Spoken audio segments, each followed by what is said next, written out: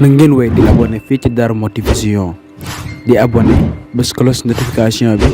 partager vidéo yi ngir bépp vidéo ñu dugal la ngeen bokk ñu ko njëkk a jot jërë ngeen. Assalamualaikum warahmatullahi wabarakatuh. Si bu suñu chaîne bi di Darou Mouhty Vision ak ñooy lay jàngeen wéy di abonné bu baax a baax reportage vidéo yi mooy tax saa yéen ñu mën dugal vidéo ak yéen tey ñëwaat ak ki nga xam ne moo di Guy Marius Sagna nag moom jamono ji daanaka daal dina tuub dugg ci biir lii moo di l'islam ba tax na sax takk na li nga moo di deuxième femme man rek nag ñaar bon ne ñaari bi jullit la moom Guy Marius Sagna tax na moom dugg na ci biir li nga xam ne moo di diine l'islam kon nag ñu ngi koy dalal ak jàmm Guy Marius Sagna di ko ñaanal suñu borom defal ko tawfeex ci barke ba lépp loo xam ne bëgg na ko ci maanaam diine l'islam ji suñu borom kàttanal ko te moom Guy Marius Sagna tamit di ko wax ne maanaam lii maanaam feet la ci képp kuy ab jullit te it moom it daanaka lii def na lu baax loolu macha allah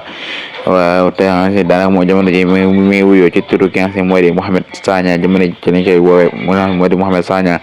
moo Guy Marius Sagna lii nag def nekk nouvelle bu neex loolu xam ne neex na képp kuy jullit ba kuy Sénégal nouvelle bi neex na la